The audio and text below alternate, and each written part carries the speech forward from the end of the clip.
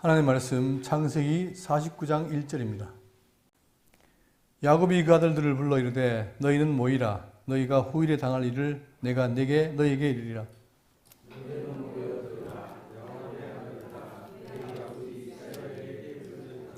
르우벤아 너는 내 장자요 내 능력이요 내 기력의 시작이라. 위풍이 월등하고 권능이 탁월하다마는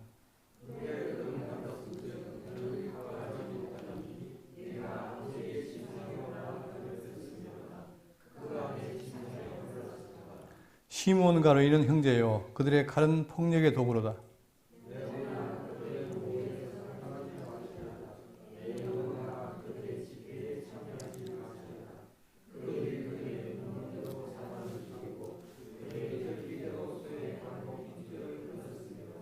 그 노여움이 혹독하니 저주를 받을 것이요 분기가 맹렬하니 저주를 받을 것이라. 내가 그들을 야곱 중에서 나누이며 이스라엘 중에서 흩으리로다.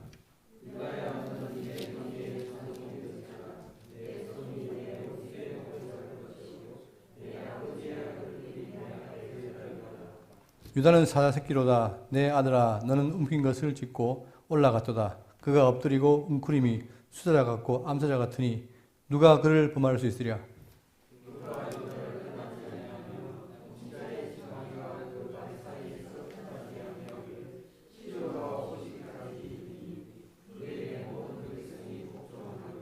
그의 나귀를 포도나무에 매며 그의 암나귀 새끼를 아름다운 포도나무에 맬 것이며 또 그 옷을 포도나무에 빨며 그의 복장을 포도즙에 빨리로다.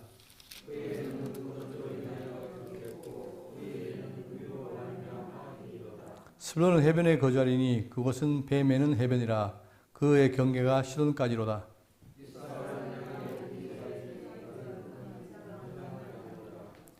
다 같이요. 그는 쉴 것을 보고 좋게 여기며 토지를 보고 아름답게 여기고 어깨를 내려 짐을 메고 앞자리에서 섬기리로다. 아멘. 1절부터 15절까지 내용은 야곱의 12아들 가운데 레아에서 난 총 6명의 자녀죠. 그들에 대한 지금 축복을 예언하고 있습니다. 우리는 지난 시간에 그 요셉이 자기 아버지가 130세에 애굽으로 와서 17년을 지난 다음에 137세 이제 기력이 다하고 죽을 때가 돼가지고 그때가 되니까 자기 아들 에브라임 문하세를 데리고 와서, 왜냐하면 그 아들 누리가 뭡니까? 애굽에 난 자들이죠. 그렇기 때문에 그들을 축복하기 위해서 야곱을 데려왔습니다. 데려왔을 때에 당연히 장자인 문하세에게 우수를 맡기고 차자인 에브라임에게 자수를 맡기로 했지만 아버지가 알고 반대로 어떻게 됩니까? 에브라임에게 우수, 그 다음에 문하세에게 자수를 해서 축복을 했습니다. 자, 그래서 결국은 이스라엘이 요셉에게 말하기를 나는 죽으나 하나님께서 너희와 함께 계시사 너희를 인도하여 조상의 땅으로 돌아가게 한다라고 약속합니다. 그리고는 내가 네게 네 형제보다 세겜 땅을 더 주었나니, 자, 여기에 지금 세겜 땅이죠. 이 땅을 더 주었다고 합니다. 그러니까 지금 므낫세와 에브라임이 여기에 지금 차지하고 있는데 여기에서 세겜 땅을 더 줍니다. 축복의 상징으로. 이렇게 해서 지난 시간에는 요셉의 두 아들 에브라임, 므낫세를 축복했고, 이제 오늘 49장은 바로 뭐냐면 아버지가 죽을 때가 되니까 마지막 나머지 12아들 불러서 그들에게 축복을 하는 거죠. 본문을 보시면 야곱이 그 아들들을 불러 이르되 너희는 모이라. 너희가 후일에 당할 일을 내가 너희에게 이르리라. 장차 당할 일을 내가 이루겠다 하는입니다. 우리가 이걸 보기 전에 뭘 생각해야 되냐면 아모스서 3장 7절 보시면 어떤 말이 나오냐면 주 여호와께서는 자기의 비밀을 그 종 선지자들에게 보이지 아니하고서는 결코 행하심이 없느니라. 하나님 항상 뭡니까? 미래 이루어질 일을 미리 보여줍니다. 말씀하시고 뒤에 보여주죠. 보여줌으로 하나님이 살아계신 여호와의 심을 증거하는 거죠. 그만큼 하나님이 승리했을 때 미리 말씀하십니다. 그리고 오늘 우리가 여기서 살필 건 뭐냐면 지금 이 창세기는 족장시대죠. 족장시대. 자, 아브라함,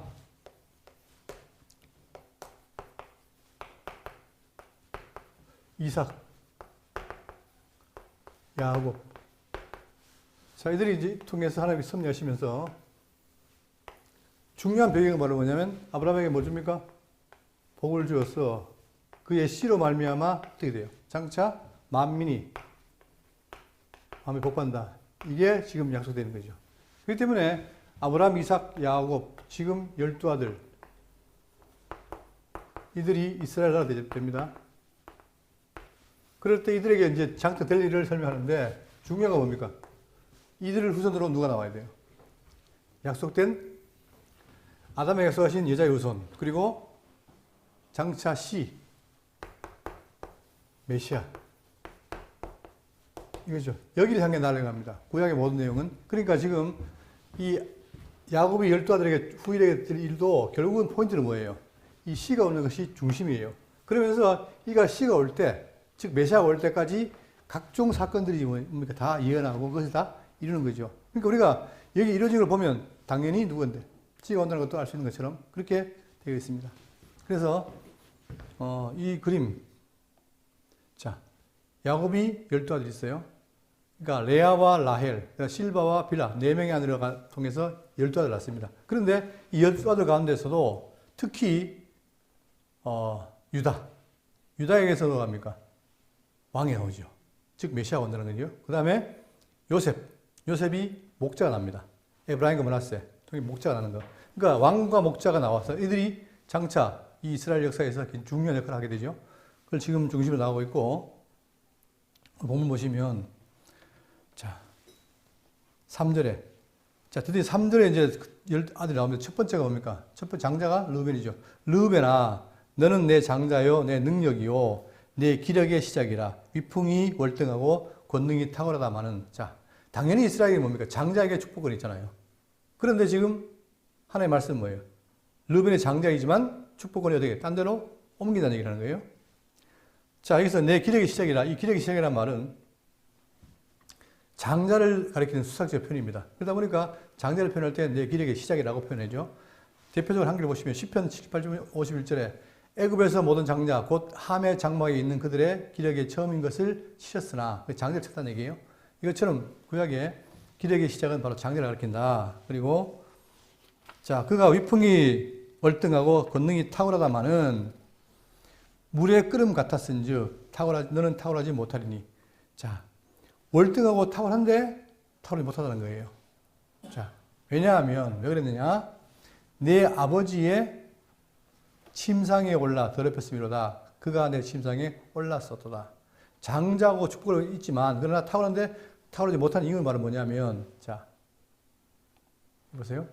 창세기 35장 22절에 이스라엘이 그 땅에 거주할 때에 르우벤이 가서 그 아버지의 첫 비라와 동침하며, 다시 말해 장자가 자기 아버지의 첫 비라와 동침을 한 거예요. 이것이 결국 뭡니까? 죄가 되는 거죠. 이스라엘이 그 일을 들었더라. 야곱의 아들들은 12이라. 자, 역대상 5장 2절 보시면 이 일로 인해 가지고 이스라엘 장자 르우벤의 아들들은 이러하니라. 르우벤은 장자라도 그의 아버지 침상을 더럽혔으므로 장자의 명분이 어디로 갔습니까? 이스라엘 아들 요셉의 자손에게로 돌아갔다. 장자의 명분이 바뀐 거예요. 우리가 이전에 야곱도 뭡니까? 저희 형이 있잖아요. 원래 형이 에서가 장자죠. 그런데 이 에서가 장자권을 팔아요. 어디에? 팥죽 한 그릇에, 그죠? 그러니까 장자권이 넘어가자는 것처럼 여기도 마찬가지로 르우벤이 장자였으나 아버지 친사 더럽힘을 통해서 그의 장자권이 넘어갔다. 자, 그리고 돌아가서 적보의 장자의 명분대로 기록되지 못하였느니라. 형식은 장자인데 기록도 못되고 다 넘겨준 거예요. 또 유다는 형제보다 뛰어나고 주권자가 유다에서 났으나 장자의 명분은 요셉에게로 있느니라. 또 요셉에게 갔다는 사실을 말해주고 있습니다. 자, 그러면서 5절입니다. 그러니까 여러분 장자인 르우벤은 장자권에 박탈됐다는 얘기죠. 5절. 시몬과 레이는 형제요. 그들의 칼은 폭력의 도구로다. 자, 시몬과 레이를 같이 묶어서 말합니다. 그들은 형제요. 즉 레아의 형제죠. 난 형제요. 그들의 칼은 폭력의 도구로다. 다 12아들이 다 형제인데 그러나 엄마가 뭡니까? 4명 아니에요. 그러니까 지금 여기서 말하는 것은 시몬과 레이는 첫째 엄마인 누구예요? 레아에게서 난 형제라. 자, 그래서 여기서 말하기를 창세기 2장 33절에 그가 레아가 다시 임신하여 아들을 낳고 이르되 여호와께서 내가 사랑받지 못함을 들으셨으므로 내게 이 아들도 주셨도다 하고 그의 이름을 시몬이라 하였으며 그가 또 임신하여 아들을 낳고 이르되 내가 그에게 새 아들을 낳았으니 내 남편이 지금부터 나와 연합하려다 하고 그 이름을 레이라 했다. 이 두 아들 얘기죠. 형제라. 그 다음에 하면서 그들의 칼은 폭력의 도구로다. 자, 그런데 그들의 칼이 문제예요. 폭력의 도구라는 거예요. 우리가 잘 알다시피 여러분 그들이 가나안 땅 갔을 때 누가 옵니까? 자기의 형제인 디나가 어떻게 돼요? 하물의 땅 세겜에 갔다가 누구에게? 추장의 아들인 세겜에게 강간당하죠. 그때 어떻게 했습니까? 이 디나의 친오빠인 이 시므온과 레위가 어떻게 했어요? 그 지역을 다 몰살해버렸죠. 그만큼 그들은 칼을 쓴 자들이었어요. 자, 그러니까 어떻게 되느냐? 폭력의 도구로다. 내 허나 그들의 모의에 상관하지 말지어다. 왜? 그들 폭력을 쓰니까 같이 상관하지 말라 이 말이에요. 내 영광아 그들의 집회에 참여하지 말라. 화가 있으니까 참여하지 말라. 그들의 분노대로 사람을 죽이고 그들의 헬기대로 소의 발목 힘줄을 끊었습니다. 닥치는 대로 칼로 다들 했다는 거예요. 자, 그러면서 뭘 말하느냐? 7절에 그 노여움이 혹독하니 저주를 받을 것이요 분기가 맹렬하니 저주를 받을 것이라. 내가 그들을 야곱 중에서 나누며 이스라엘 중에서 흩으리로다. 자, 아직까지는 뭡니까? 그들이 그냥 형제뿐이에요. 그런데 장차 지금 이 내용은 뭡니까? 전부 다. 이 내용은 야곱이 12아들에게 지금 하는 게 뭐냐? 후일에 될 일. 나중에 될 일이란 말입니다. 그러니까 이것이 12아들에게 각각 한 말이 뭐예요? 나중에는 그대로 뭐가 돼야 돼요? 성취가 돼야 돼요. 주로 다윗이 오기 전에 주로 사사기 시대에 많이 이루어지죠. 이때. 그러니까 지금 이것은 뭐냐? 멀리 된 일을 미리 말씀하시고 다 이루신다. 그렇기 때문에 우리가 지금 말씀드리는 게 뭐냐면, 여러분 보세요. 일반 역사는 뭡니까? 일반 역사는 제가 옛날에 그 장안중학교 있을 때 청년대회 할 때 그런 걸 한 적 있어요. 역사라는 게 뭐냐? 역사는 하나님의 섭리를 말하는 게 역사다. 그랬을 때 지나간 역사가 있고 앞으로 올 역사가 있다. 근데 자, 일반 역사에서는 뭡니까? 지나간 일을 기록하잖아요. 근데 성경은 뭐냐? 장차 될 일을 미리 말해요. 말씀으로. 그런데 놀랍게도 그 말씀하신 것이 그대로 이루어진다는 거예요. 오늘 오전에 바울의 사역도 배웠지만 바울이 사역하는 것이 물론 그 당시에 했지만 그 사역을 누가? 벌써 700년 전 이사야가 예언했잖아요. 그리고 지금 성경은 뭐냐? 이렇게 역사라는 것이 이미 이루어진 게 있고 이루어질 것도 있다. 그것이 다 하나님 뜻대로 된다는 사실이에요. 그래서 우리는 이 후일에 될 일을 말하는 걸 통해서 성취를 확인하면 하나님께서 정말 역사를 지배하신 살아계신 여호와시구나 하는 걸 알게 되겠죠. 그러니까 우리가 이 신앙을 갖는 것이 이거를 하나님을 누구인지 안다는 것이 우리의 삶에 굉장히 중요한 것이고 그리고 그분을 알아야만이 이 광야 생활할 때도 든든하게 살아갈 수 있는 거예요. 왜? 그 뒤에 빽이 있기 때문에. 왜냐하면 그분은 이 역사를 어떻게 합니까? 당신의 택한 백성을 유지로 하잖아요. 그죠? 그러니까 우리가 지금 그 가운데 있다는 사실을 확인할 때 너무나 중요한 것이죠. 그런데 지금 레위와 시몬에게 뭐냐? 그들이 칼을 써서 아주 위험한데 그래서 그 결과는 어떻게 되냐? 자, 보시면 7절 후반절에 내가 그들을 야곱 중에서 나누며 이스라엘 중에서 흩으리로다. 자, 그들이 나중에 이제 나중에 이들이 광야에서 지금 애굽에서 몇 년입니까? 400년 종노를 하고 그 다음에 언제? 4대 만에 다시 가나안으로 들어오죠. 그러니까 400년 지나고 이제 돌아올 때에 어디로 갑니까? 그들이 가나안 땅으로 가요. 그때 이 가나안 땅에 각각 뭘 줍니까? 땅을 주고 기업을 주죠. 그때 지파마다 기업을 준단 말입니다. 그런데 뭘 말하냐면 여기 보시면 내가 그들을 야곱 중에서 나누며 이스라엘 중에서 흩으리로다. 그들이 기업이 있는 데도 있고 없는 데가 있어요. 없는 건 누굽니까? 레위는 없어요. 왜? 제사장이기 때문에. 그러나 시몬은 있습니까? 없습니까? 있지요. 그들이 다윗 유다 지파의 밑이란 말입니다. 그런데 어떻게 되느냐? 여기 보시면 여호수아 19장 1절에 둘째로 시몬 곧 시몬의 지파를 위하여 그들의 가족대로 제위를 뽑았으니 그들의 기업은 유다 자손의 기업 중에서 단독 이르는 게 아니라 어디에요? 유다 자손의 기업 중에 있다는 거예요. 그리고 역대기상 4장 42절에 또 시몬 자손 중에 500명이 이시의 아들 블라디아와 느아리아와 르바야와 으스엘로 두목을 삼고 세상으로 가서 피하여 남아있는 아말렉 사람을 치고 오늘까지 거기에 있더라. 소수만 세일산에 있는 거예요. 그것처럼 이 시몬은 역사 속에 나중에 어떻게 됩니까? 유다 지파 다 흡수가 돼버려요.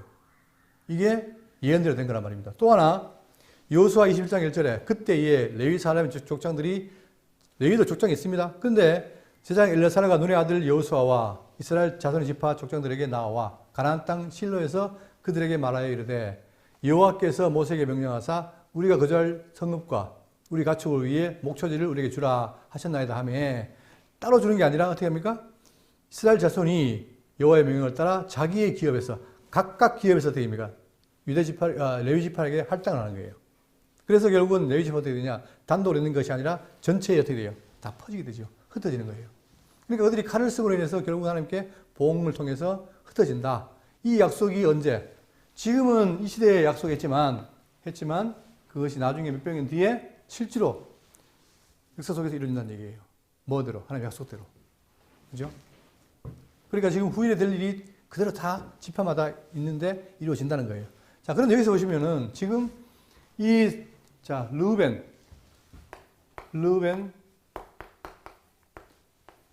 시므온, 레위 다 뭐랍니까? 지금 범죄하죠. 범죄로 뭘 받아요? 보응을 받아요. 근데 범죄로 다 보응 받는데 네 번째인 유다는 받아요, 안 받아요? 안 받죠. 왜 안 받습니까? 유다가 잘나서 안 받는 게 아니라 하나님이 다들 범죄해서 결국 12아들이지만 범죄해요. 그런데 유다에게는 뭡니까? 이들 범죄한 자들 구속할 뭐가 나와야 돼요? 메시아가 나와야 되잖아요. 그러니까 오히려 유다도 어떻게 됩니까? 자기 며느리 다말과 관계에서 아이를 낳죠.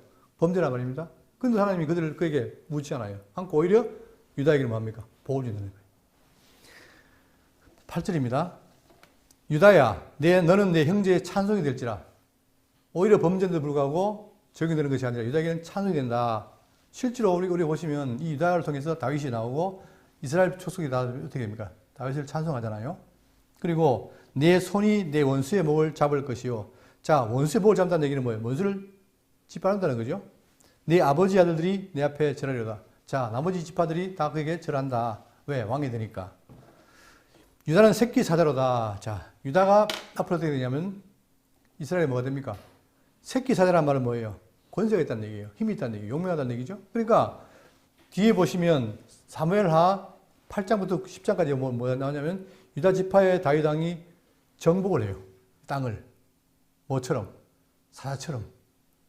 여러분 우리가 동물의 왕국을 보지만 사자라는 게 어떻게 됩니까? 아주 포악하잖아요. 으르렁거리면 사람들이 다 놀랄 정도로 그런 용맹이 있단 말입니다. 그러다 보니까 이 유다가 실질적으로 나중에 이스라엘 정복한다. 그런데 이것을 요한계시록이 뭐라냐면 5장 5절에 장로 중에 한 사람이 내게 말하되 울지 말라. 유대 지파의 사자 다윗의 뿌리가 이겼으니. 그것은 실질적으로 다윗에게 이루어지지만 나중에 그 다윗의 줄기에서 누가 나와요? 메시아가 나오죠. 그 메시아가 이겼다.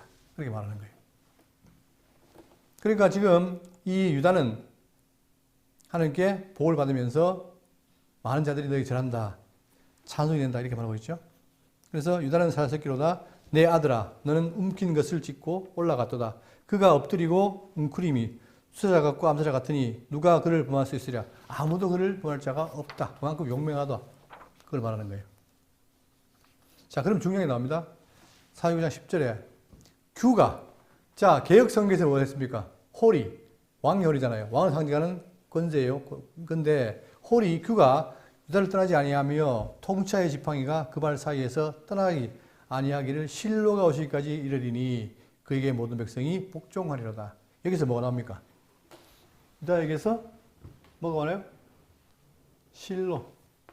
안 보이죠? 아들 가운데 유다에게서 자, 규가 나오고 그다음에 실로를 말합니다. 실로. 이 실로가 지명도 있고 많이 있는데 여기서 뭡니까? 장차 뭐가 온다? 메시아. 자, 그러다 보니까 많은 사람들이 이 창세기 49장을 볼 때 이 왕의 홀과 실로를 뭐로 봅니까? 다이렉트로 바로 어디 가요? 바로 예수 그리스도로 간다 이 말이에요. 그러니까 지금 이 실로가 메시아라 이렇게 보는데 이렇게 하면 안 돼요. 지금 이들에게 뭐예요? 장차 아브라함이 준 뭐 일단은 이루어지고 가야 되잖아요. 징감들에 필요한 거예요. 그게 누굽니까? 바로 다윗인 거예요. 다윗. 여기에 대해서 말하기를 자 실로가 오기까지를 어디서 예언하느냐? 민수기 24장 8절 보시면은 하나님이 그를 애굽에서 인도하여 내셨으니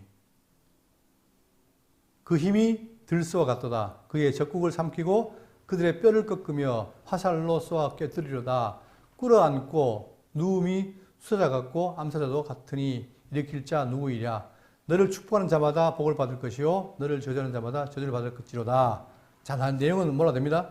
내가 그를 보아도, 자, 지금 예언하는 거예요. 그를 보아도 이때 일이 아니며 내가 그를 바라봐도 가까운 일이 아니다. 좀 먼 일이라는 거예요. 근데 그 내용이 뭐냐? 한 별이 야곱에서 나오며, 자, 이 별이 누구를 가리킨 거예요? 다윗을 가리키는데 이 다윗이 그림자이기 때문에 나중에 예수님 올 때도 뭐가 나와요? 동방박사 뭘 보고 옵니까? 별을 보고 오죠. 그죠? 이게 바로 예표와 실제란 말입니다. 그러니까 지금 이때 별은 뭐냐? 장차 모형으로 오실 다윗에 대한 별인 거예요. 자, 한 별이 야곱에서 나오며 한 규가 이스라엘에서 일어나서 모압을 이쪽에서 저쪽에 치며, 자, 그런데 예수님이 모압을 쳤습니까? 안 쳤죠. 누가 쳤어요? 다윗인 거예요. 그 뒤에 나오잖아요. 그 규가 누구냐? 모압을 이쪽에서 저쪽까지 쳐서 무찌르고 또 세 자식들을 다 멸하리로다. 기띔 해변에서 배들이 와서 아수르를 학대하며 에벨을 괴롭힐 것이나 그도 멸망하리로다 하고, 결국은 민수기를 보면은 이 말하고 있는 규가 누구냐? 바로 장초월 메시아, 즉 육체적인 메시아 다윗을 가리킵니다. 이 다윗은 그 어떻게 돼요? 나중에 여기서 누가 나와요? 메시아 나오죠. 그러니까 예수님 족보에 뭐랍니까? 아브라함과 다윗의 자손 예수 그리스도의 계보라 이런 거예요. 그러니까 지금 성경 전체에서 아브라함과 다윗과 그다음 예수님은 축을 갖고 있는 거예요. 그러니까 그 축, 자, 성경은 뭐냐? 전체의 흐름이 바로 이 축이죠. 아브라함, 다윗, 예수. 여기 예수님. 이렇게 연결되는 거예요. 그때에 우리는 크게 보지만 정중하러 가는데 그 사이에 자질구레한 모든 일들도 어떻게 돼요? 하나님 다 예언하시고 이런다는 거예요. 그러니까 하나님의 그 섭리는 틈이 없어요. 촘촘하게 끼어져 있는 거예요. 그러니까 작은 언약도 어떻게 되면 이루어져야 결국은 이 원칙이 이루어지는 거죠. 그렇기 때문에 성경은 뭘로 차 있느냐? 하나님의 약속으로 꽉 차 있다는 거예요.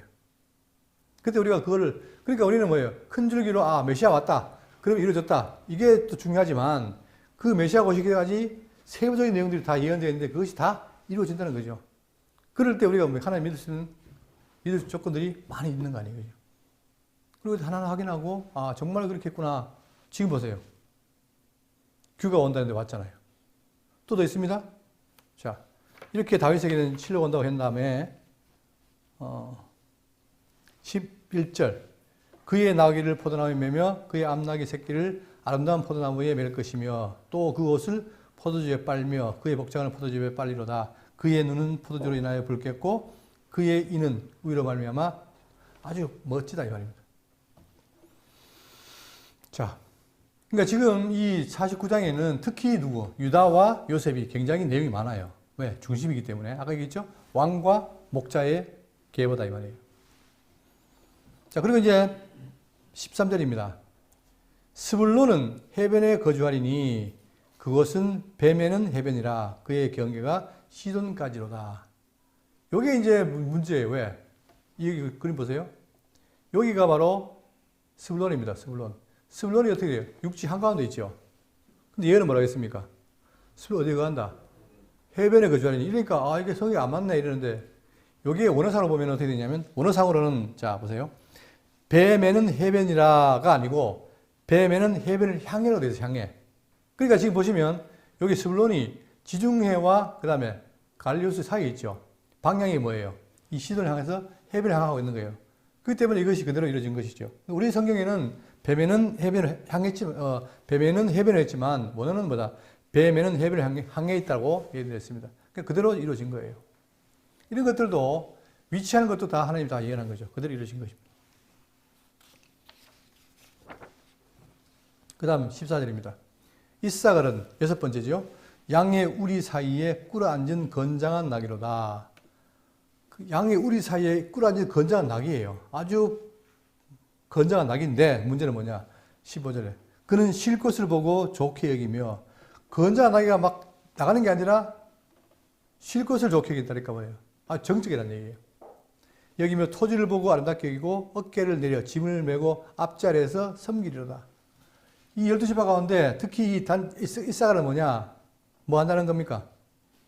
남을 섬기는, 즉 노예 족속이 된다는 얘기예요. 노예. 같은 백성인데 노예가 된다는 얘기예요. 그럼 이게 언제 이루어졌느냐? 하나님의 말씀이 이루어져야 되겠죠? 언제 이루어졌냐면은, 자, 열왕기상 9장 21절입니다. 곧 이스라엘 자손이 다 멸하지 못하므로 그 땅에 남아있는 그들의 자손을 솔로몬이 노예로 역군을 삼아 오늘까지 이르느니라. 자, 장차 솔로몬이, 자, 다윗의 아들 솔로몬이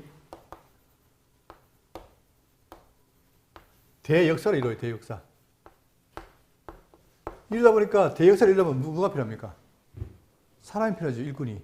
그때에 이 일꾼이 누구냐? 첫 번째는, 자, 가나안 족속이 돼요, 가나안 족속. 가나안 족속이 일꾼이 돼요. 누구? 거기 나오잖아요. 그 땅에 남아있는 자들을 다 멸하지 못한 자, 살아있는 자, 그들이 역군이 돼요. 근데 그게 뿐만 아니고, 열왕기상 5장 13절에 이에 솔로몬 왕이 온 이스라엘 가운데서 역군을 불러일으키니 그 역군의 수가 얼마나? 3만 명이라. 누구 가운데서? 아까는 가나안이잖아요.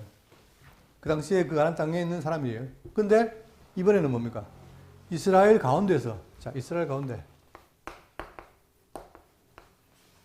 가운데에서 얼마? 3만 명이라. 이때 동원된 자가 누구예요? 그게 바로 여기 예언한 대로 누가? 이사갈이라는 거예요, 이사갈. 다른 지파가 아니라 어디서? 이사갈에서 3만 명을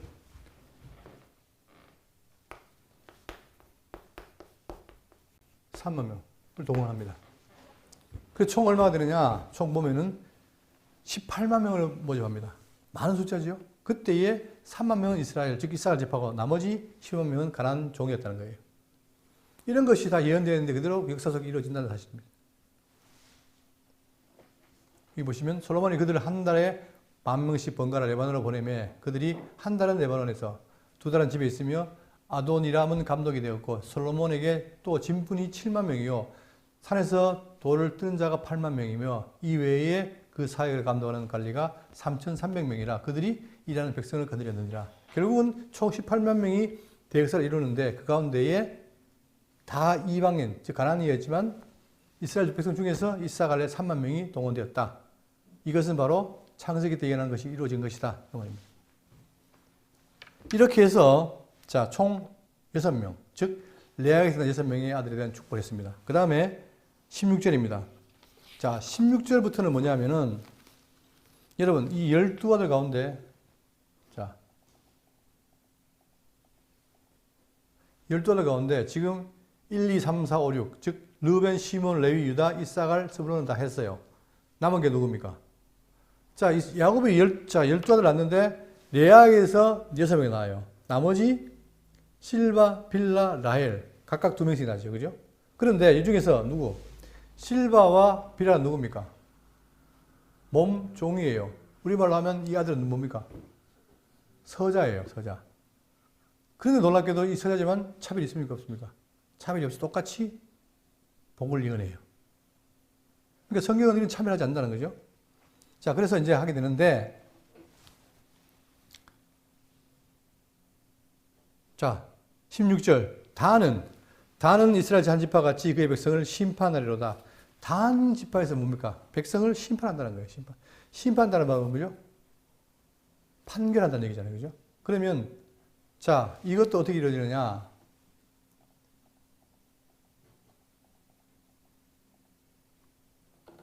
사사기 16절, 13절, 31절입니다.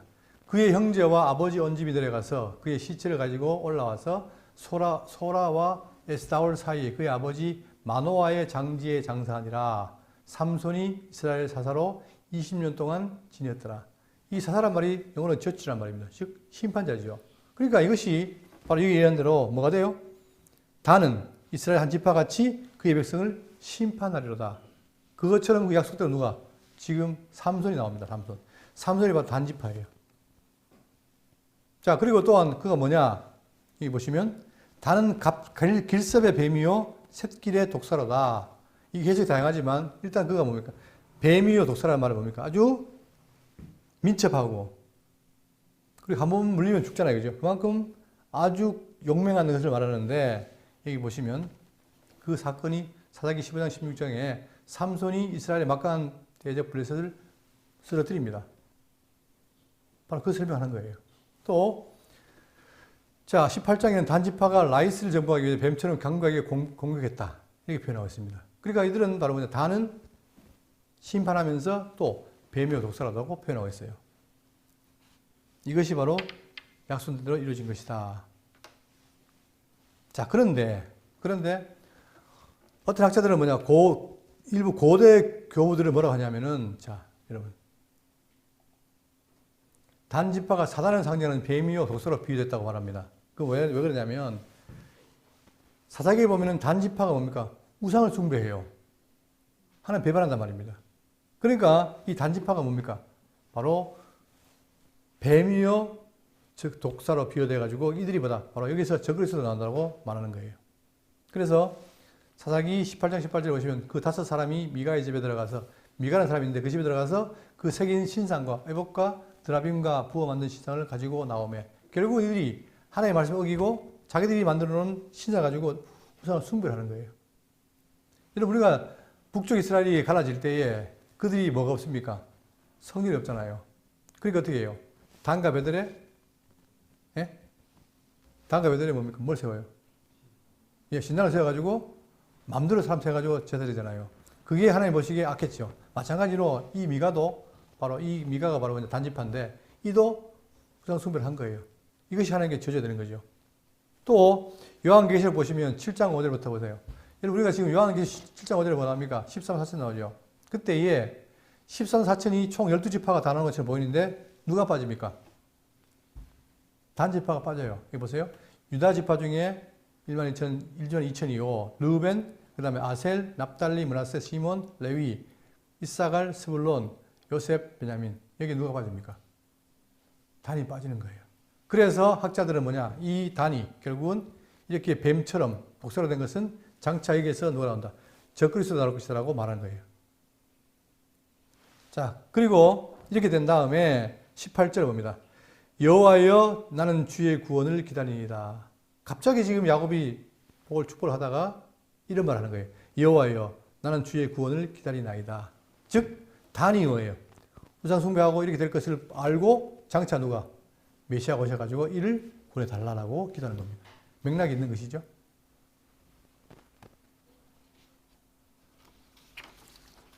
19절입니다. 갓은 군대의 추격을 받으나 도리어 그 뒤를 추격하리로다. 여러분, 이 그림 보시면 그들 12지파가 땅을 차지할 때 가나안 땅, 가나안 동편이 있어요. 요단강 동편 땅도 있고 서편도 있죠.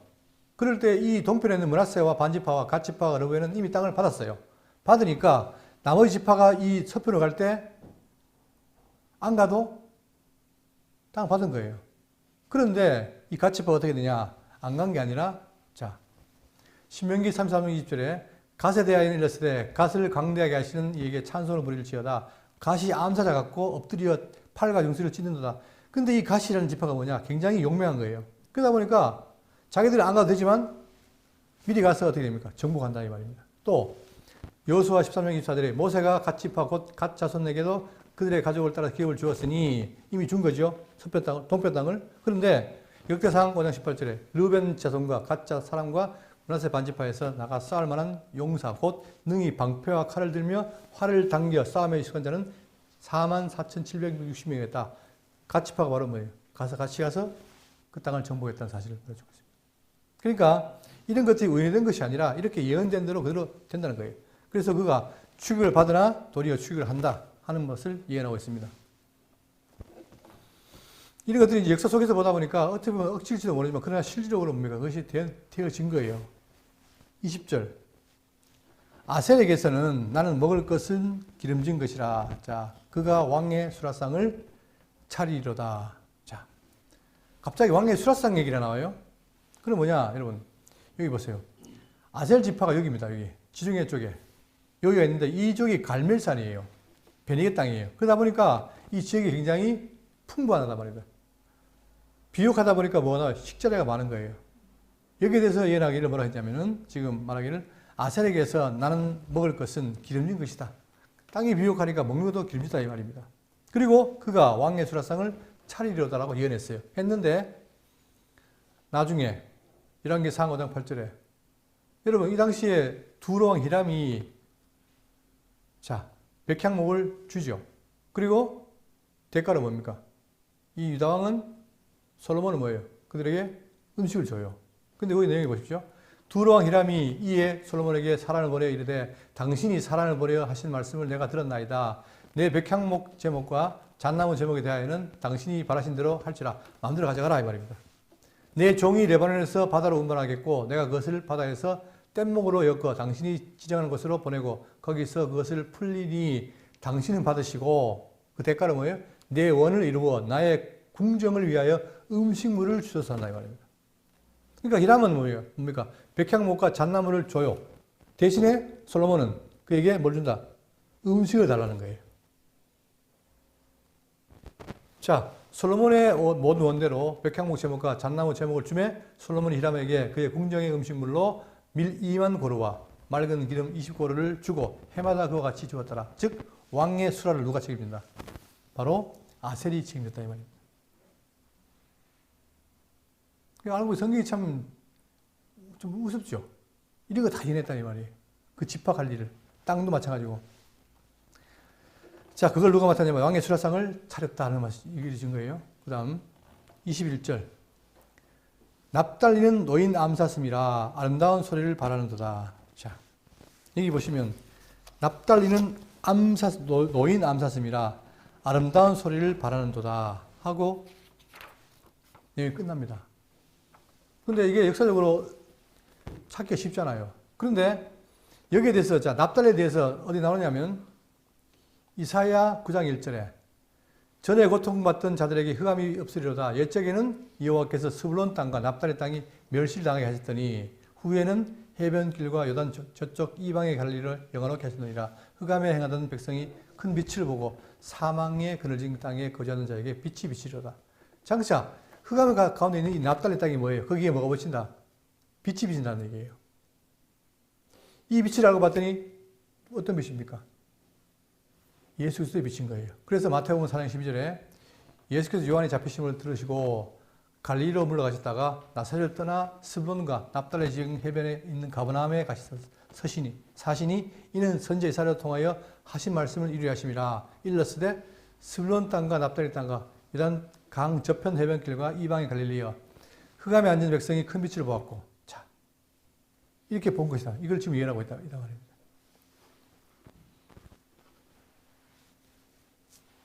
자, 10가지 됐죠? 이제 22절입니다. 요셉은, 자, 이제 또 두 명 중 한 명이 요셉이 나옵니다. 요셉은 무성한 가지, 곧 셈의 무성한 가지라. 그 가지가 담을 넘었도다. 자, 요셉이 풍부해지는데 셈 곁에 무성한 가지예요. 많다 이 말입니다. 여기에 대해서 읽지는 않겠습니다. 자, 민수기 26장 28절에 보면 요셉의 아들들의 종족들은 이러하다. 요셉의 아들이 누굽니까? 므낫세, 요람이죠. 그들이 번져나간다는 거예요. 그리고 자, 그 가지가 담을 넘었도다. 결국은 그들이 넘어서 결국은 이스라엘 12지파에게 뭐예요? 큰 힘을 더한다는 거죠. 우리가 창세기도 보면은 요셉이 어떻게 돼요? 나머지 12지파를 다 풍성하게 하죠. 그것처럼 역사 속에서 계속해서 이 지파가 그 일을 한다는 거예요. 23절 활 쏘는 자가 그를 학대하며 적개심을 가지고 그를 쏘았으나 자 그를 공격했으나 오히려 요셉의 팔은 도리어 굳세며 그의 팔은 힘이 있으니 이는 야곱의 전능자 이스라엘의 반석인 목자의 손을 힘입음이라. 여러분 이게 재밌는 게 있습니다. 제가 옛날에 대한 성서공회에다 질문한 적이 있는데 뭐냐면은 여러분 보세요. 이 똑같은 내용인데 요셉과 목자에 대한 얘기예요. 근데 똑같은 이야기인데 달라요. 옛날에 개역 성경에 뭐라 되어 있느냐. 자, 요셉의 팔이 도리어 견강하며 그의 팔이 힘이 있으니 야곱의 전능자의 손을 힘입음이라. 그로부터 이스라엘의 반석인 목자를 한다. 이게 돼 있어요. 개역 성경에는. 그런데 개역 개정에 뭐라 되어 있느냐. 보세요.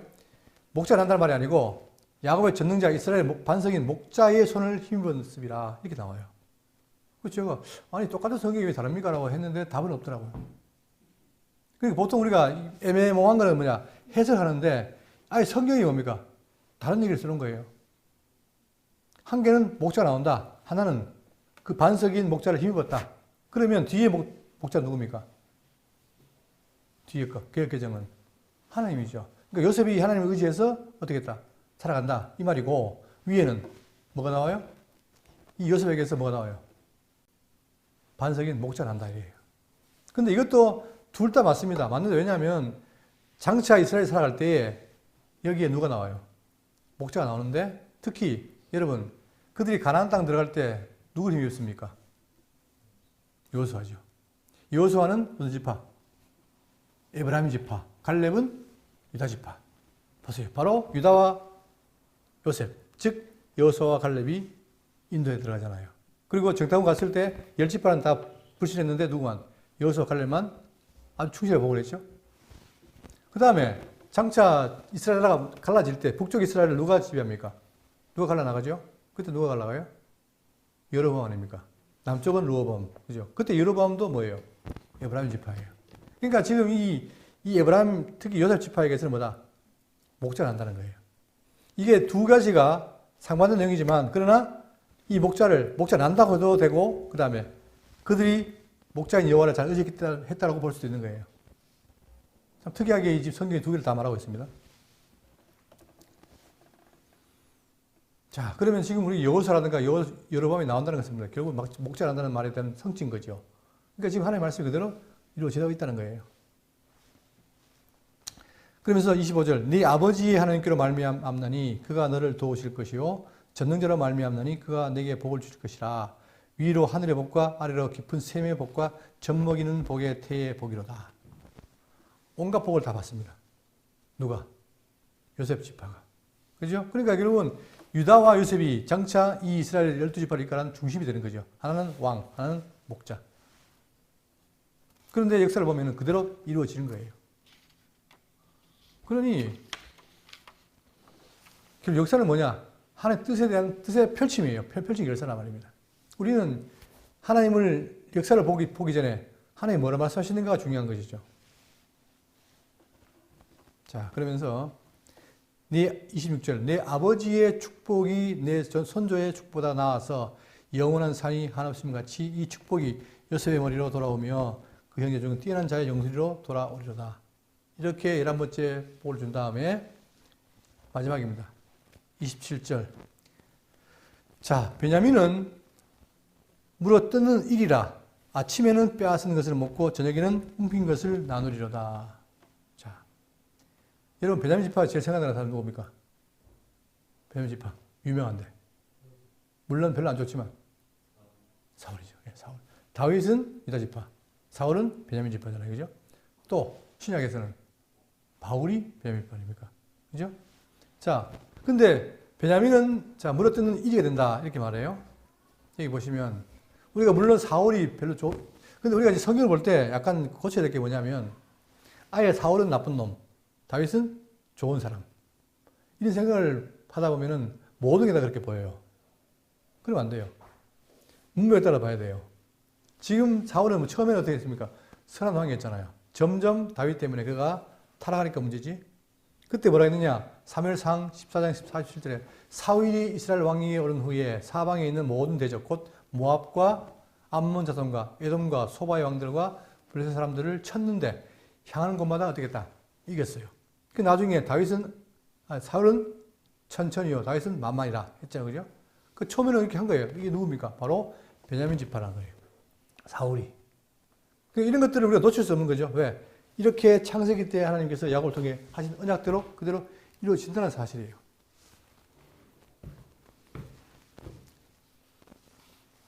자, 이렇게 12지파를 다 살폈습니다.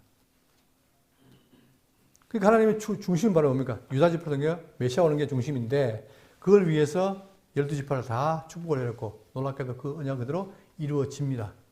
이렇게 해서 정리하기를 28절입니다. 이들은 이스라엘의 12지파라.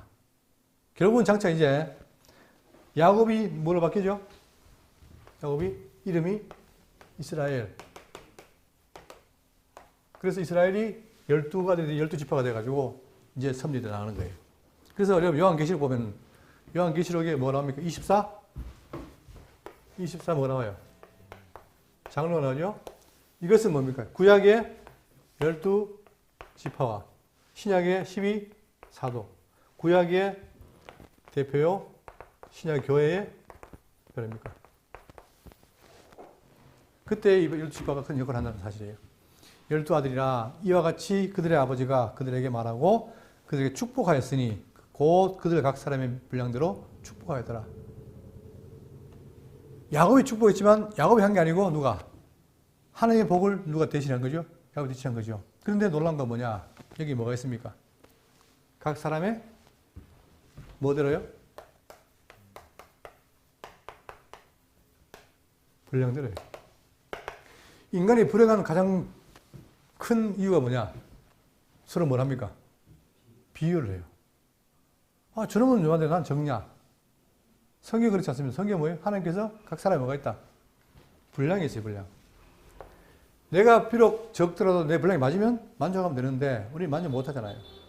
근데 지금 여기 보세요. 누가 봐도 12아들인데 동등하지 않고 어떻게 해요? 아주 차등이 크잖아요. 아주 요셉은 뭐, 옷만 목 다 받고, 유다도. 근데 나머지는 르벤도 장자명 못 받고, 불공평하다. 이게 우리 생각이죠. 이게 바로 하나님이 뭐다? 각 사람의 분량에 맞는 복을 준 거라는 사실입니다. 놀랍게도 이 분량대로 그대로 역사 가운데 이루어지고 결국 이 모든 지파를 다 누가 장차 메시아가 와서 그들을 뭐합니까? 구원한다는 사실. 이게 포인트인 거죠. 그런데 이것이 다 하나님의 계획 속에 있는 약속대로 된 것이라는 사실. 그래서 우리는 구약을 어떻게 보면 이 시간에 좀 딱딱했지만 전에 우리가 여러 가지 에돔 역사라든가 다 봤지만 이게 역사가 그냥 되는 것이 아니라 하나님의 계획된 대로 이루어진다는 사실을 우리가 다 확인해 왔습니다. 그래서 우리가 이 말씀을 확인할 때마다 내가 어떤 분량대로 복을 받고 있는가를 확인하고 뜻분별 잘해서 우리 삶이 이 관계 생활에서 참 복된 삶이 되시기를 바라겠습니다.